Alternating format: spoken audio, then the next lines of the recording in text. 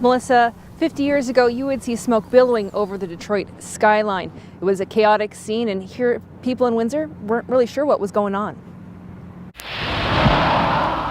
It was just another day. Lana Talbot went to visit Detroit.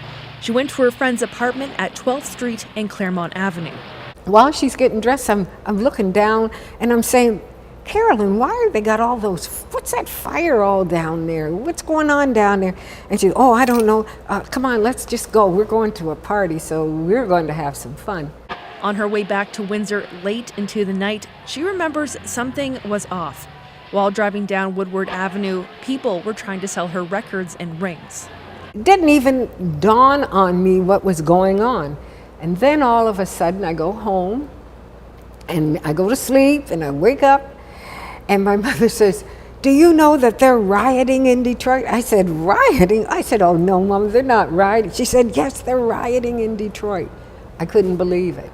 She remembers watching the fallout on TV and being happy to have her sister, who lives near Detroit, at home with her.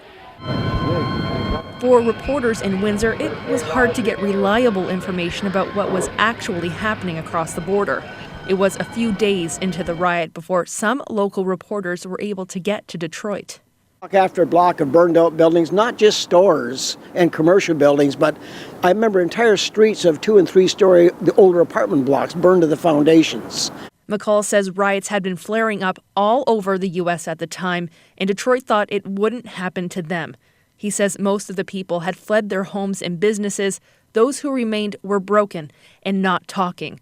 McCall remembers the heavy military presence in the city. Army bivouacked in Grand Circus Park on Woodward Avenue. It was an armed camp, literally. Looked like something out of the Civil War. The border was closed, except for emergency vehicles.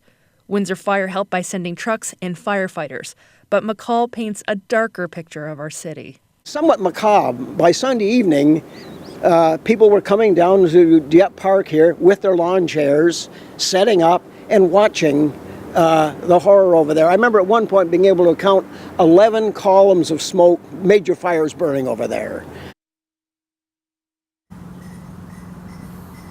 Now, McCall says Windsor didn't escape completely unscathed. We had a celebration called Emancipation Day, and it was really big back then. He said that year, in 1967, it was muted, and it's gone away ever since. But he does say that it was a casualty of the situation. Well, Stacey, clearly racial tension had reached a boiling point across the border, but what about here in Windsor? Well, when I talked to Lana Talbot, she shared a lot of vivid memories from her past. She said in the 60s in school, she remembers children saying the N-word without care and teachers wouldn't do anything about it. And then in 1974, she got a job as a bookkeeper, but it didn't last very long.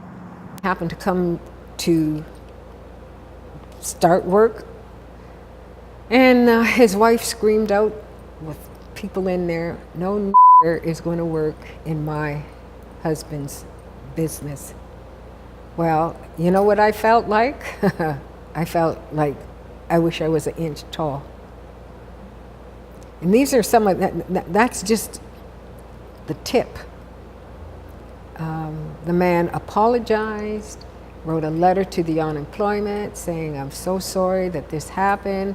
My wife should not have been there, and so on and so forth. But what did that do to me? And that's what I'm saying with all these things. What are you doing to human beings? What are you doing to people because you don't like what they look like? She says not much has changed since then. Even last week, someone called her the N-word that was walking through her neighborhood. But even with all of that, she still has some hope. She says with a little bit of love, a little bit of respect, a little bit of education, by her maybe telling her story, she may put forth a little bit of change to make it a bit better here in Windsor. Melissa, it all started at 12th Street and Claremont Avenue on Detroit's west side. It looks much differently now than it did 50 years ago. Neighbors recall a vibrant community, but that all changed early one Sunday in 1967. He had his gun pointed at me, and he said, tonight you're going to die. 50 years ago, Isaiah McKinnon was one of the few dozen African-American police officers on the front line. He says he got a call at 6 in the morning about a riot and hung up thinking it was a joke. When he did get on the scene, he remembers people breaking windows and looting. It was chaotic. It was frightening. And it was a situation that you said to yourself, God, I hope this stops soon, because it is out of control. It was literally out of control. He worked 18 hours that day. On his way home, driving his 1965 Mustang, wearing his uniform, he was pulled over by police. He says an older white cop pulled a gun and said, "You're gonna die tonight." It's like time froze. And I could see his hand pulling the trigger. And I dove back into my car as they started shooting. McKinnon was able to get away, but the two officers continued to shoot at him. When he got home, he called his sergeant, who dismissed them as jerks. Nothing else was done. Maurice Wilson lived near 12th Street and Claremont Avenue, where the riots began. He was 15 and remembers his parents being afraid, but he was excited. Wilson says tanks were driving on the highway, soldiers in the streets, and a lot of smoke. Instead of watching it on, the Vietnam War, we was having it right in our backyard. There was nothing but smoke all up and down 12. And you hear a lot of shooting, a whole lot of shooting. After 5 days, it was over. The corner where it all began is now a park, and the gaps between homes, scars left by the riots, are being filled. There's hope on this anniversary that Detroit neighborhoods, like this one, are bouncing back. I thought there wasn't going to be no future. The way Detroit was going down, down, down. Wilson gets back to work on a friend's garden, while the boarded homes on Claremont slowly become habitable again.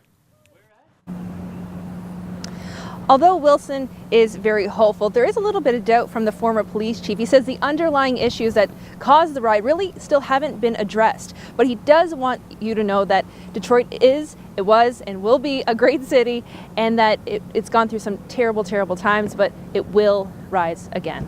Melissa.